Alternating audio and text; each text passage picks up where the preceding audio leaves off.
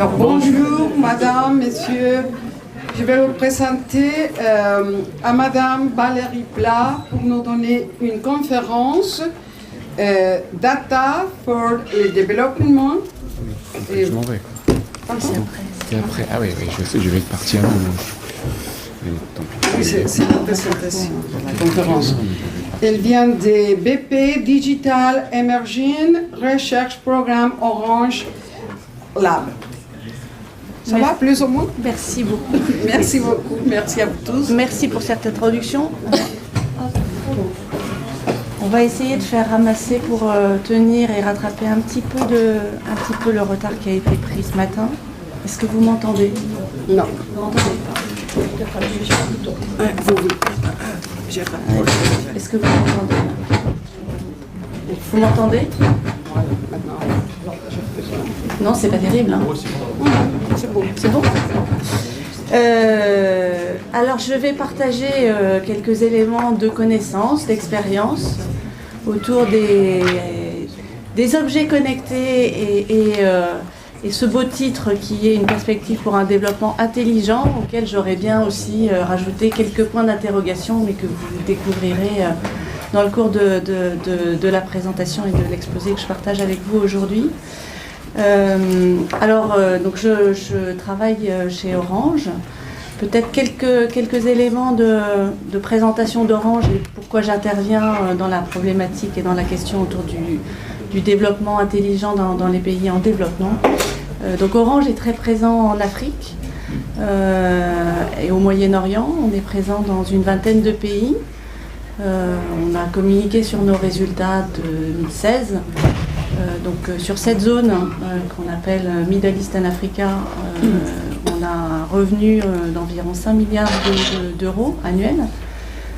Sur ces 5 milliards, on réinvestit environ un petit peu moins de 20% pour le développement des infrastructures dans tous les pays sur lesquels on est présent. Donc c'est du réinvestissement local dans ces pays-là, sur cette zone-là. Et on a à peu près un peu plus de 20 000 salariés sur la zone, directement. Donc ça ne couvre pas tous les emplois indirects qui sont générés dans le cadre de notre activité. Et toujours sur ce même périmètre, sur cette zone, ça représente à peu près 120 millions de clients, principalement évidemment mobiles, ce qui est très important. Parce que c'est beaucoup de clients, beaucoup de clients, et c'est en croissance assez forte d'année en année. Voilà, donc c'est un enjeu de développement d'activité pour un opérateur qui historiquement vient d'un pays développé qui est la France. C'est une zone sur laquelle on est très conscient d'un certain nombre de défis pour le développement de nos services et un développement harmonieux, qui sont des défis, si je mets de côté la partie défis économiques, mais il y a des défis humains et sociétaux dont on est pleinement conscient et sur lesquels on travaille. Alors j'en cite quelques-uns dans la planche que vous voyez. Il y a évidemment un défi autour de la croissance de la population, une population qui est très jeune. Il y a des très belles cartes de l'Afrique qui représentent les différents pays avec les âges médians, et on voit qu'il y a beaucoup de pays africains qui sont encore au stade du teenager par rapport à des populations qui sont plus vieillissantes dans les pays développés. C'est une chance, c'est un véritable atout. C'est aussi un véritable défi parce que cette jeunesse, il faut la former et puis il faut lui donner du travail. Il y a des défis autour de l'éducation. J'en cite un en particulier qui est important, je dirais, dans le développement du digital, c'est l'alphabétisation. Le digital, dans la manière dont c'est construit le numérique, c'est beaucoup de l'écrit. Donc accéder au numérique, ça veut dire être en capacité de maîtriser l'écrit ou éventuellement trouver des solutions de contournement. Ça, c'est une vraie question, et c'est une vraie question de recherche. Il y a quand même un défi économique, là, que je cite juste avec le niveau de pauvreté des populations, puisque une grande partie de la population vit avec moins de $2 par jour. Donc ça, c'est un vrai sujet probablement de modèle économique aussi, au-delà d'un problème économique, hein, de modèle de comment on rend accessible des services en les offrant différemment, en définissant différemment une chaîne de valeur. Et puis un autre défi, alors qui est l'urbanisation, mais on pourrait le voir un petit peu autrement, c'est il y a une fracture, en tout cas il y a une reconfiguration entre des espaces ruraux et puis des espaces urbains.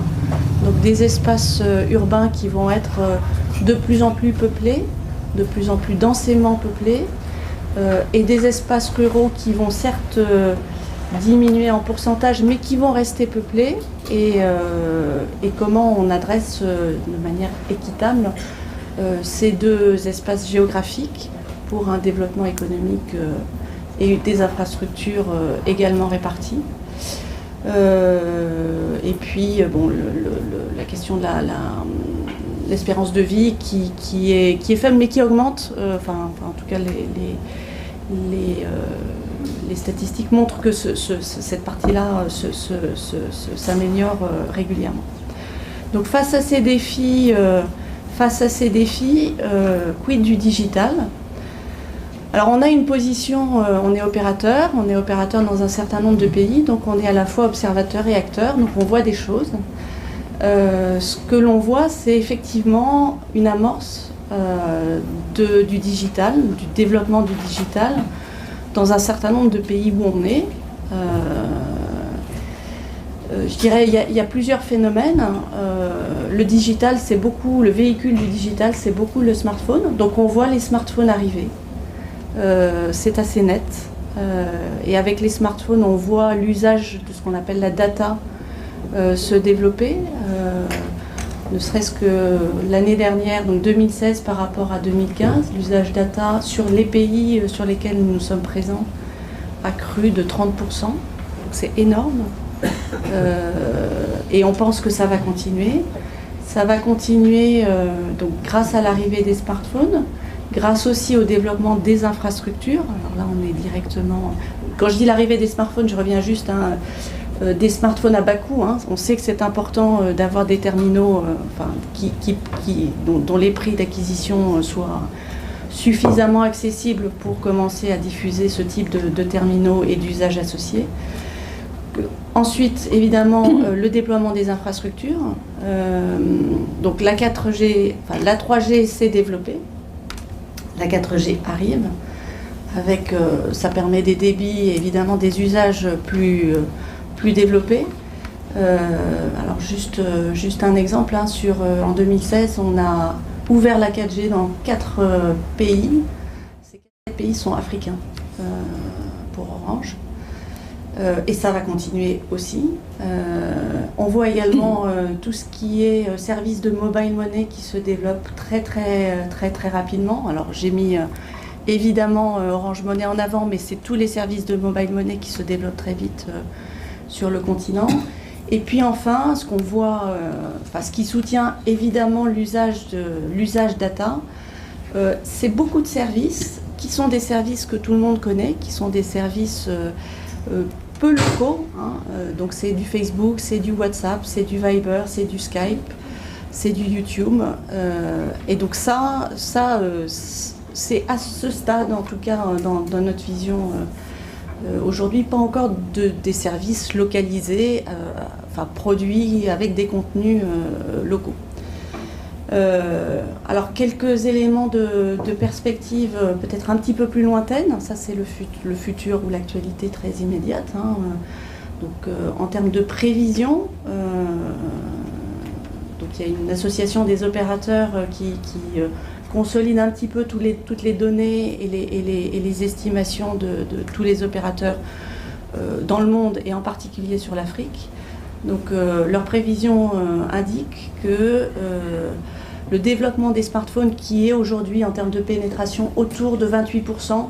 Pour Orange, par exemple, c'est un petit peu plus bas parce qu'on est sur des pays où le digital est moins développé. Nous, on est plutôt autour de 20%. Mais peu importe, les prévisions pour 2020 sont autour de 60% de pénétration en Afrique au sens large. Pour nous, c'est plutôt autour de 50% compte tenu du décalage, on va dire, en termes de point de départ. Donc c'est énorme et les perspectives de croissance sont fortes. Alors il reste une question, c'est le sens du point d'interrogation sur la gauche. Il reste une question, et vous avez une courbe que j'aime bien qui est issue d'un rapport de la Banque mondiale qui est sorti l'année dernière, qui est finalement quel est le modèle de développement du digital, quel modèle le digital, la diffusion du digital va suivre. Alors vous avez des courbes qui sont assez linéaires derrière moi, hein. Donc c'est la diffusion progressive de technologies. Bon, ces courbes-là, c'est l'accès à l'eau, c'est l'accès à l'électricité, c'est l'accès à l'éducation. Donc vous voyez qu'il n'y a pas de rupture particulière, il n'y a pas de rupture technologique, réglementaire associée, c'est vraiment des courbes qui, d'année en année, progressent doucement. Et puis, vous voyez une courbe avec une belle forme en S, que les économistes aiment bien. Donc ça, c'est la courbe de la diffusion du téléphone mobile. Alors, j'ai oublié de dire que ce schéma-là, donc, qui a été fait par la Banque mondiale, c'est une vision consolidée de la diffusion d'un certain nombre de sujets dans les pays émergents. Donc le téléphone mobile, dans tous les pays émergents, a connu une accélération extrêmement forte, on va dire à partir de 2005 jusqu'en 2010, donc dans un temps très court. Donc ça c'est une belle courbe avec l'illustration probablement de deux phénomènes, une rupture technologique qui est l'arrivée de la téléphonie mobile accompagnée, on va dire, d'un bon modèle économique, hein, qui est le modèle du prépayé, et puis d'une rupture réglementaire qui était l'ouverture à la concurrence, en fait, hein, dans le domaine généralisé dans le domaine de la téléphonie mobile. Bon, ce que vous voyez en bas, là, pas tout en bas, mais entre les deux, hein, c'est la courbe de l'accès à Internet, enfin de la diffusion en fait de l'Internet. Vous voyez que ça progresse assez vite, mais on n'est pas encore dans l'inflexion. Donc il reste encore la question de est-ce qu'il va y avoir une conjonction de facteurs qui va permettre une courbe accélérée en fait de diffusion de l'accès à Internet dans les pays en développement. Alors donc il y a quand même des questions sur on va dire la diffusion et le modèle de diffusion de l'Internet en général dans les pays en développement. Et puis il y a la question du jour et la question de ce colloque autour des objets connectés. Donc les objets connectés en eux-mêmes sont une question et un défi. Et en fait c'est le croisement de plusieurs défis.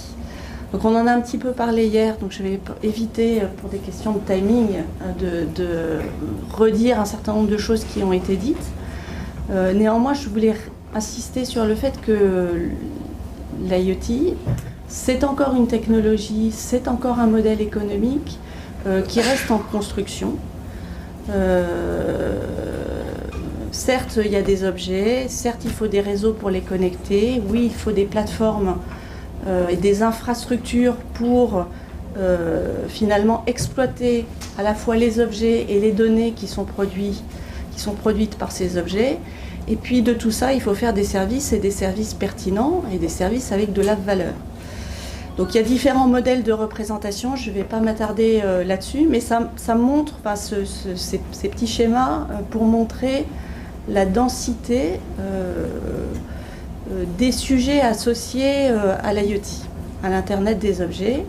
Et on les découvre au fur et à mesure, pas seulement pour les pays en développement, mais aussi dans le marché qui va s'ouvrir, et on en a parlé, c'est un marché gigantesque dans les pays développés. Donc il y a quelques défis, je vais les balayer très rapidement. Il y a des défis technologiques, donc c'est Ça concerne en particulier la connectivité. Il y a plusieurs types de réseaux aujourd'hui qui sont potentiellement des solutions pour connecter tous ces objets. Et aujourd'hui, il n'y a pas encore de réseau nominal, on va dire, qui soit identifié. Donc il y aura probablement plusieurs solutions de réseau. Il y a des défis technologiques autour des solutions de big data pour exploiter, on va dire, les données et les objets associés. Il y a des défis énormes de passage à l'échelle, hein. On l'a mentionné hier. Aujourd'hui, il y a quelques millions, milliards, mais un petit milliard d'objets connectés. On va passer à des volumes beaucoup plus conséquents. Et derrière ces objets, il y a de la donnée. Donc je vous laisse imaginer les volumes de données que ça représente en termes de passage à l'échelle. Il y a des questions autour de l'énergie. Alors, combien tous ces objets vont consommer d'énergie pour pouvoir opérer, être opérants. Il y a la question de l'énergie autour de la donnée produite par ces objets. Donc ce sont des questions... tout ça est très énergivore, donc ce sont des vraies questions et dans un terrain et dans une géographie pays en développement, c'est vraiment un facteur critique en plus. Il y a des défis industriels et économiques en termes de modélisation, de chaînes de valeur et de modèles économiques. Et puis également de standardisation, hein. On n'en a pas beaucoup parlé, mais il y a beaucoup de standards, il y a beaucoup de modèles et de langages propriétaires. Or, l'intérêt des objets connectés, c'est que ces objets communiquent entre eux et que les données produites par ces objets puissent être croisées. Donc, l'interopérabilité et la standardisation, c'est un vrai défi. Ça commence, mais ça n'est pas encore abouti. Et puis, tout ça, c'est la technologie, et c'est très important. Il faut que la technologie soit mûre et soit activable. Et puis après, il y a l'humain, donc il y a derrière tout ça, après tout ça, ou en même temps que tout ça, des façons différentes d'opérer et une acceptabilité des personnes et plus largement des écosystèmes, parce que c'est personnel, mais il y a la sphère professionnelle également, et sociétale, pour accepter et transformer les pratiques. Donc vous voyez un autre point d'interrogation, hein, qui est en bas, qui est finalement l'IoT, le développement de l'IoT, ça sera au croisement de l'acceptabilité humaine, de la viabilité économique et puis de la faisabilité technologique. Et tout ça est en train de s'ajuster, donc c'est du devenir, c'est de la construction en cours, mais ça n'est pas aujourd'hui pleinement réalisé. Néanmoins, alors c'est pas du tout négatif, hein, ce que je dis là, c'est juste un constat, ça se construit aujourd'hui. Alors je voulais juste faire référence à une nouvelle que j'ai lue très très récemment et qui montre le potentiel et l'intérêt, et donc l'industrie, je pense, va s'y mettre. Alors il y a une belle Tesla qui est exposée. Il y a récemment, il y a eu quelques mouvements dans l'industrie automobile très récemment, puisque PSA a racheté Opel. Donc Opel, c'est 40 000 salariés, 1,4 milliard de revenus. Oui, c'est un petit peu plus que ça. Mais l'acquisition d'Opel, le montant de la transaction, c'est 1,4 milliard d'euros par PSA. En même temps, il n'y a pas très longtemps, Intel vient d'annoncer l'acquisition d'une grosse start-up israélienne qui s'appelle Mobileye. Cette start-up travaille autour de la voiture connectée.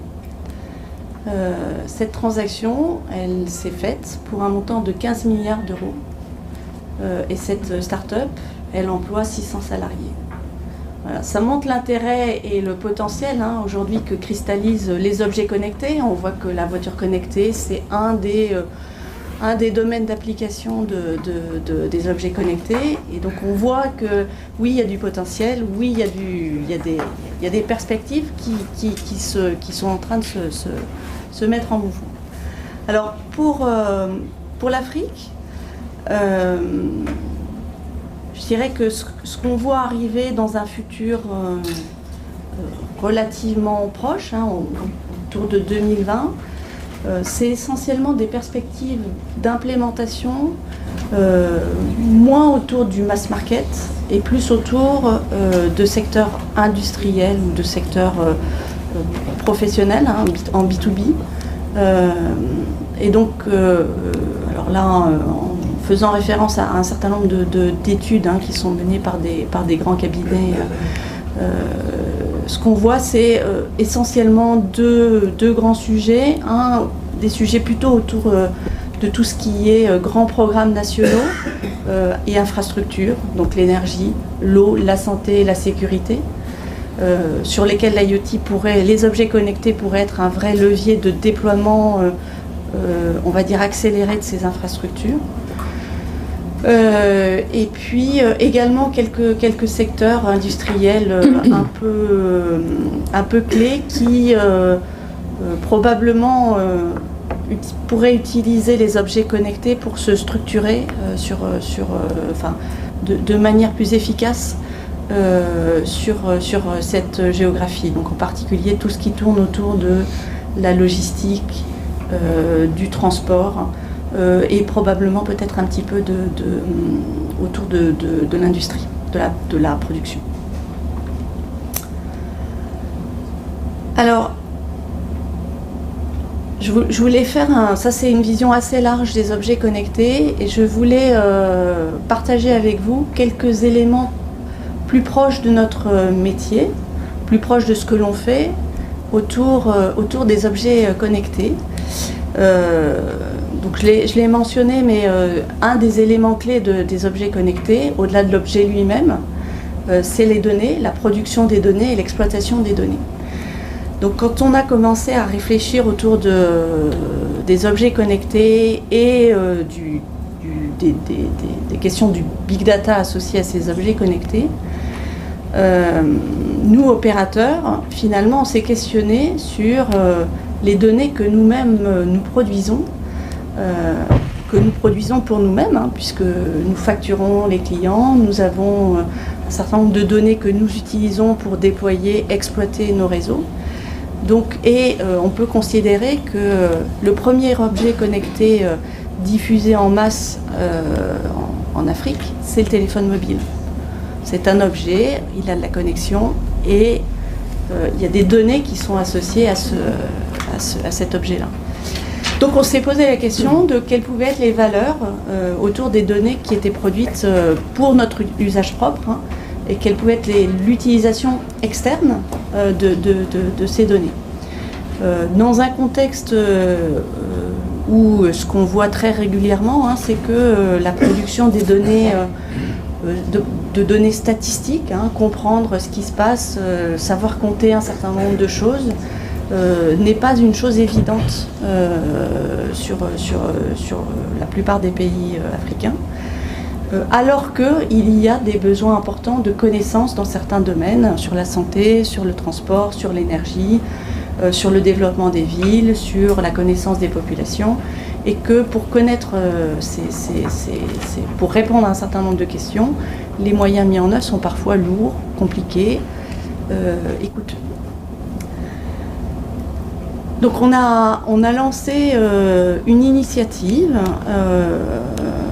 qui porte le nom de Data for Development. Donc, en fait, c'est l'utilisation des données mobiles pour le développement, et ça visait à explorer le potentiel de ces données, donc des données qui sont produites pour notre activité en tant qu'opérateur, et voir dans quelle mesure elles pouvaient contribuer au développement économique et social des pays dans lesquels nous opérons. Donc c'est une initiative qui s'est déroulée dans plusieurs pays, donc en Côte d'Ivoire et au Sénégal, sous la forme de hackathons. Donc on a mis en place tout un dispositif en exposant nos données et puis en sollicitant finalement des développeurs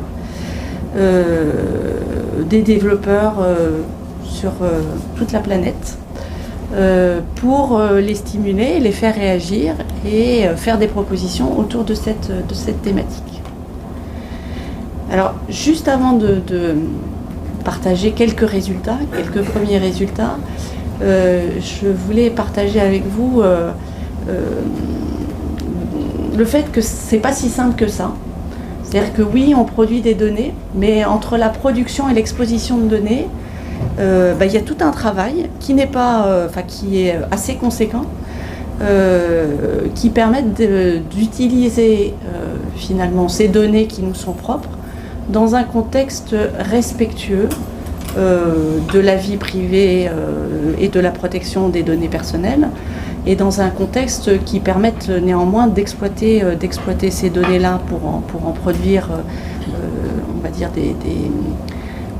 des résultats intéressants, et aussi dans un contexte où ce modèle-là reste un modèle opérationnalisable et économiquement viable. Donc il y a deux défis principaux. La protection des données personnelles, ça on y est très très attaché, donc c'est un point qui reste un vrai sujet. Je vais y revenir très vite après par la suite. Et puis la mise en place d'un modèle opérationnel. Je vais passer assez vite. Vous voyez là toutes les étapes techniques qui permettent en fait à partir de données brutes dont nous disposons, que nous produisons, d'exposer et d'arriver à partager ces données avec une communauté en externe pour qu'elles puissent être utilisées et transformées en services, en data as a service pour produire des résultats intéressants. Voilà, je passe très vite là-dessus. Je pense qu'on en a déjà parlé. Il y a des domaines d'application qui sont très divers, potentiellement très intéressants. Et c'était l'objet de ces challenges, de ces initiatives, de tester justement différents domaines d'application et de voir dans quelle mesure il y avait un intérêt à utiliser nos données. Donc je vais juste faire un petit focus sur la dernière édition donc, de ce challenge qui s'est tenu en 2015 au Sénégal. Donc comme je le disais, on a fait appel à une communauté scientifique internationale avec un beau succès en termes de participation, plus de 250 universités, 150 laboratoires de recherche internationaux, 60 projets qui ont été soumis. On en a retenu 9. On a également alloué des bourses à 3 projets parmi ces 9 projets sur lesquels on sentait du potentiel, mais avec une faible maturité, on va dire. Donc on pensait qu'il fallait un petit peu de financement pour les aider à progresser, donc dans le domaine des statistiques nationales, de la santé et de l'agriculture. Et puis je vais du coup vous partager 2 projets qui ont été retenus parmi les 9 primés et qui me paraissaient intéressants d'exposer aujourd'hui. Alors le premier prix, qui a été l'utilisation des données mobiles pour la planification électrique. C'est quand même un beau sujet, ça réunit à la fois les télécoms et l'énergie. Donc ça partait d'un constat simple, il y a de l'utilisation de mobile à travers les données qu'on peut fournir, qui sont à la fois des données de mobilité, des données d'intensité d'usage au travers des graphes de communication. On peut identifier, on peut exploiter ces données, les recouper avec des données aussi d'infrastructures énergétiques, projeter tout ça sur des perspectives et sur aussi des modèles d'infrastructures énergétiques, et arriver en termes, après avec des analyses statistiques que je ne détaillerai pas par manque de temps et aussi un petit peu de compétences, arriver à en induire des modèles de prédiction et puis permettre de visualiser. Donc là vous avez la carte du Sénégal, donc vous avez en haut l'infrastructure telle qu'elle est énergétique, telle qu'elle est déployée, telle qu'elle existe à l'instant T, et puis des propositions de développement d'autres sources d'infrastructures énergétiques à partir des modèles de prédiction qui ont été utilisés. Voilà, donc ça c'est un beau sujet qu'on essaie de développer, de continuer à développer avec notre filiale au Sénégal. Si ça vous intéresse, je vous ai mis la référence du papier qui a été produit par les universités donc, qui ont travaillé sur ce projet-là. Donc c'est une université au Royaume-Uni, l'université de Manchester, l'école supérieure polytechnique de Dakar au Sénégal, et puis le Santa Fe Institute aux États-Unis. Et puis un autre projet que je trouvais intéressant de partager, c'est le calcul de l'indice de pauvreté. C'est voilà, les pratiques actuelles pour faire ce type de statistiques. Déjà. Oui, sont très lourdes à mettre en œuvre. On voit que, à nouveau, avec des modèles de corrélation, de modélisation, de prédiction et de visualisation spatiale, on voit qu'on arrive à retirer finalement des proxys. Donc c'est peut-être pas aussi exact que des études très lourdes, mais ça donne des renseignements qui peuvent être utiles parce que plus simples et moins coûteux et plus rapides à mobiliser. Donc des approximations sur des indices de pauvreté très localisés par géographie. Ça peut permettre de guider les politiques publiques pour aider à mener des actions précisément dans tel ou tel endroit du territoire sur certains pays. Donc c'est un sujet qui est prometteur. Là, à nouveau, il y a d'autres partenaires qui vont prendre la suite de ce sujet-là pour réfléchir et pousser à une industrialisation de ce type d'indicateur. Donc là aussi, vous avez les références pour du papier académique qui a été produit par l'université de Buffalo, si ça vous intéresse. Ça n'est qu'un début. On n'est pas, c'est très prometteur, mais ça n'est qu'un début. On n'est pas au bout de ce sujet-là. On continue de travailler en tant qu'Orange sur plusieurs axes. Un axe autour de l'anonymisation des données parce que c'est important et c'est un sujet qui est c'est un vrai axe de recherche. Donc on a des équipes en recherche qui travaillent sur comment à la fois être en capacité de mettre à disposition des données et des données exploitables, donc avec un certain niveau de richesse dans la qualité des données, sans nuire tout en préservant, on va dire, les données personnelles. On a un autre axe de réflexion, donc là c'est mon petit dessin du milieu. Les données, c'est lourd, c'est très très lourd, et puis ça va être de plus en plus lourd. Donc transporter des données, même si les autoroutes de l'information sont de plus en plus performantes, il n'est pas impossible que les limites de la physique deviennent un vrai frein. Donc on a une question qu'on étudie également en recherche, et donc ça vous donne aussi les perspectives sur le fait que c'est pas forcément pour tout de suite, qui sont au lieu de déplacer des données, on dépasse plutôt les algorithmes. Les algorithmes, c'est beaucoup plus léger, mais du coup on déplace le problème parce que ça veut dire qu'il faut des algorithmes certifiés, et la question n'est plus sur les données et moins sur les données, mais plus sur les algorithmes. Et puis il y a quand même des projets plus opérationnels qui continuent et qui se déploient. Donc on a aujourd'hui un travail qui est en cours, alors pas sur la Côte d'Ivoire, mais au Sénégal, pour vraiment utiliser et travailler avec l'organisme de transport de Dakar, pour utiliser de manière très fine et très opérationnelle nos données et les utiliser pour contribuer au schéma directeur du transport public sur Dakar. Et voilà, je les ai dépassés, je suis désolée. Non, mais moi, je crois que c'est très intéressant.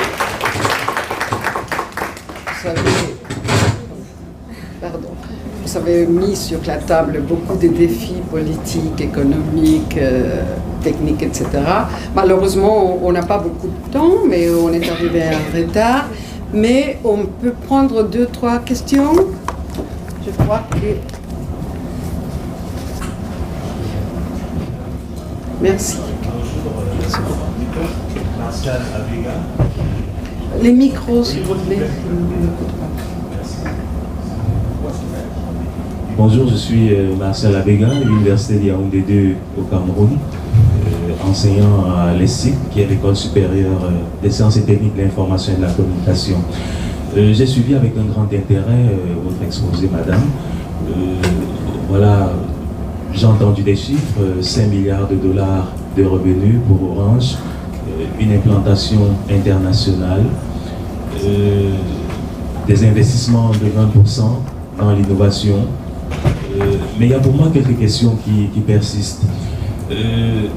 Quand on vous écoute, on se rend compte, on peut constater que l'Afrique est essentiellement pensée comme un marché en aval.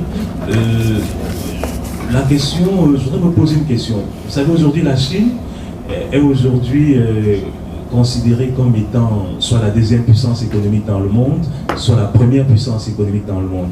Et si la Chine, aujourd'hui, soit la première puissance économique, soit la deuxième, ce n'est pas seulement parce que la Chine est vue sous le prisme d'un vaste marché. C'est qu'en Chine, justement, les multinationales qui investissent en Chine doivent remplir un certain cahier de charges. Il y a notamment celui qui concerne le transfert des technologies. J'écoute avec grand intérêt les démarches que vous avez entreprises, notamment en Côte d'Ivoire.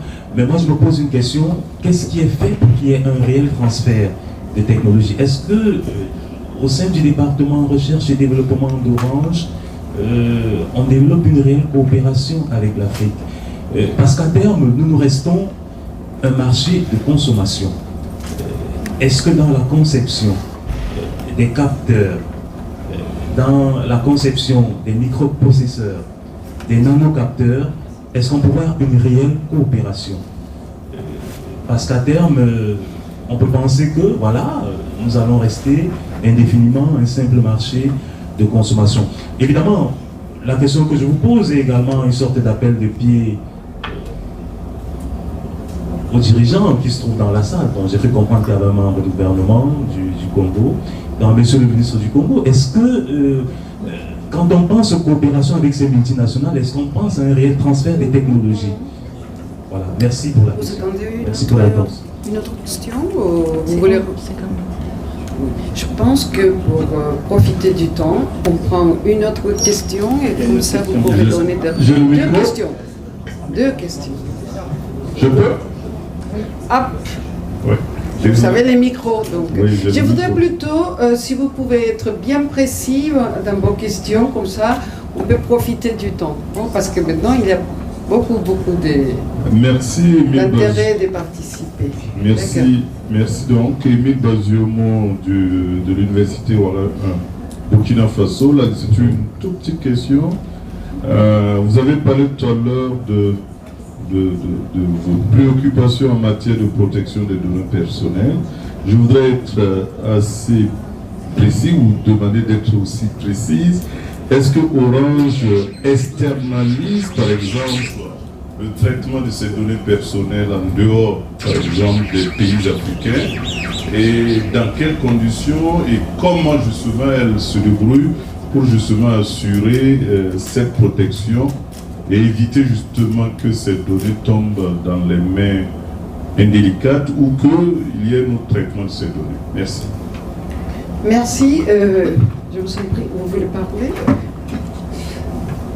Lui, après vous, et après vous. Des questions très précises, s'il vous plaît. Comme ça, on peut profiter du temps et madame va vous donner une réponse. Oui. Ma question va un peu dans la même direction de la question précédente sur la gestion des données privées. Dans les pays qui ont une longue expérience dans la gestion des données privées où la législation est en place, il est clair aujourd'hui que le problème se pose. Et le problème ne se pose pas au niveau des opérateurs, mais au niveau de l'exposition croisée des données. À savoir qu'avec le cloud, plusieurs opérateurs, plusieurs services ont accès aux données collectées par un autre. Et c'est le problème que va poser les objets connectés sur le long terme.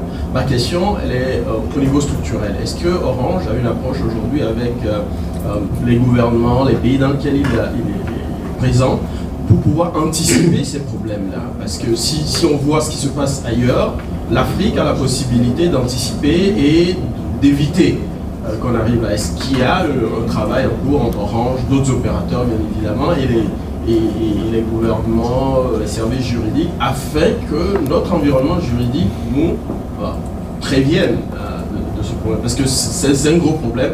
Quand on parle des objets connectés et de la vie privée, c'est un énorme problème auquel on... Alors, nous avons ici une question et derrière 5, on ferme parce que on n'a pas plus de temps. Non, la troisième et c'est tout. La troisième question et c'est tout. D'accord. Pardon, excusez-moi. C'est ça. Ok, elle sera brève. Ah, d'accord. Donc, il m'a dit de poser une question bien précise. Merci, Damien, elle est très brève. Je voudrais poser ma question en rapport avec l'exploitation des données de Orange dans des pays où les expériences ont été réalisées. Donc, Orange, c'est quand même un microcosme. Quand je prends un pays comme Congo-Kinshasa, je suis professeur éclairant de l'Université de Kinshasa, c'est le 3e opérateur, je crois.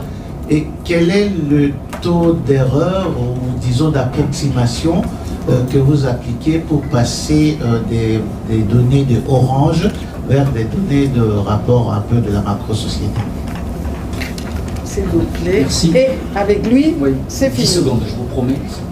Et ça fera la boucle de la question. La première question, madame, par rapport justement au maillage sur le territoire africain. Alors, je ne suis pas un expert des questions africaines, mais pour rebondir en Côte d'Ivoire, par exemple, moi, ce qui m'étonne, c'est de voir le déséquilibre qu'il y a entre les grandes villes, notamment Abidjan, et le reste du territoire.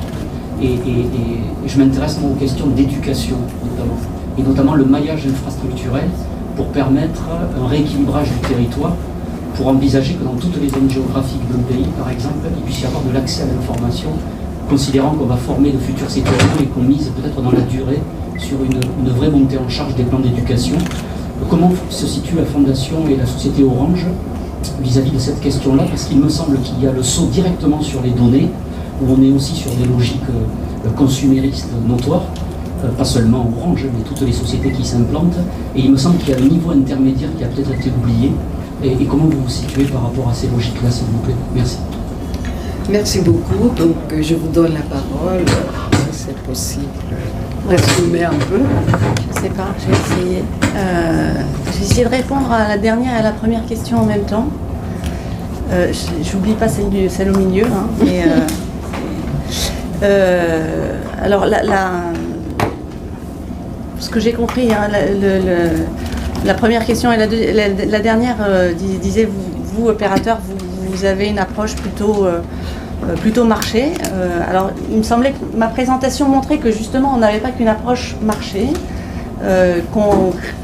qu'une approche marché sans penser au transfert de technologie, sans penser aux adaptations technologiques nécessaires, utiles, importantes pour être pertinent sur ces marchés-là. Alors, je vais juste vous donner un exemple parce que je trouve que c'est toujours ce qui marche le mieux. On a une réflexion qui est issue de nos travaux de recherche et de notre pratique d'opérateur. Donc on est à la fois opérateur et en action sur un certain nombre de pays. On en déduit et on observe un certain nombre de choses et ça nous nourrit pour mener des réflexions en recherche et d'agir sur notre écosystème. Alors nous sommes opérateurs, nous ne fabriquons pas d'équipements. Par contre, nous avons une influence sur notre écosystème et en particulier aujourd'hui, on en a un tout petit peu parlé, se définissent en ce moment les futurs standards de la prochaine génération de réseaux, donc la 5G. Grâce à notre pratique et notre réflexion, on est en train et on supporte en fait des spécifications dans le cadre de la 5G pour permettre d'avoir des réseaux 5G déployables dans les pays en développement le plus loin possible. Ça veut dire dans les zones rurales, dans les zones faiblement denses avec des moyens, on va dire, économiques plus faibles, de manière à permettre à ce que la technologie de la future génération de réseaux soit adaptée et adaptable à la couverture de zones qui aujourd'hui sont effectivement difficiles à couvrir avec les technologies actuelles. Donc, je pense que ça répond à notre influence et la manière dont on souhaite influencer en fait les technologies pour qu'elles soient le plus implémentable possible sur cette zone-là. Après, il y avait une question sur l'externalisation des données personnelles. On n'externalise pas les données personnelles. Alors aujourd'hui, on les externalise. Ce que je vous ai montré là, hein, ça reste des initiatives très localisées dans le temps. Hein, donc n'allez pas penser qu'aujourd'hui Orange expose les données personnelles de ses clients. Ce que nous avons fait là, ce que je vous ai montré, ce sont des tests pour évaluer l'intérêt et la pertinence d'utilisation de nos données dans un contexte très particulier. Donc on l'a fait à certains moments dans le temps. On considère qu'il y a du potentiel, que c'est prometteur, mais qu'il reste à construire quelque chose, un modèle qui aujourd'hui n'existe pas encore. Et puis, il y avait une question sur l'environnement juridique dans les pays. Oui, on discute avec les autorités politiques, réglementaires, pour comprendre quelles sont leurs attentes. Alors, on a quelles sont leurs attentes, leurs craintes. On opère dans différents pays. En Europe, il y a une réglementation qui existe, qui va évoluer. Donc on a une visibilité, une compréhension de différents environnements réglementaires et on la discute et on la met en œuvre au cas par cas avec les parties prenantes et également aussi effectivement avec les autres opérateurs, en discutant avec les autres opérateurs. Et puis la dernière question, enfin l'avant-dernière, c'était sur le redressement, sur comment on extrapole. Oui. Donc on n'a pas fait l'exercice en République démocratique du Congo, hein. On l'a fait effectivement dans des pays où on a une autre représentation en termes de position sur le marché. Néanmoins, il y a des algorithmes de redressement, donc je ne sais pas très techniquement répondre à votre question de taux d'erreur, mais je sais qu'on redresse systématiquement, en tout cas les données. Quand on parle par exemple d'indice de pauvreté, on corrige l'effet poids de l'opérateur par des algorithmes qui permettent d'avoir une représentativité nationale des calculs qui sont effectués. Quand je dis on, hein, là je parle des travaux qui ont été faits, qui ne sont pas des travaux d'Orange, qui sont des travaux académiques. Mais il y a des mécanismes de redressement qui ont effectivement été utilisés. C'est tout. Bien, merci beaucoup. On s'excuse parce qu'on a dépassé vraiment le temps, mais je ne sais pas s'il y a des instructions à faire quelque chose. Personne? Alain Kijindou? C'est fini? D'accord. Donc, merci beaucoup.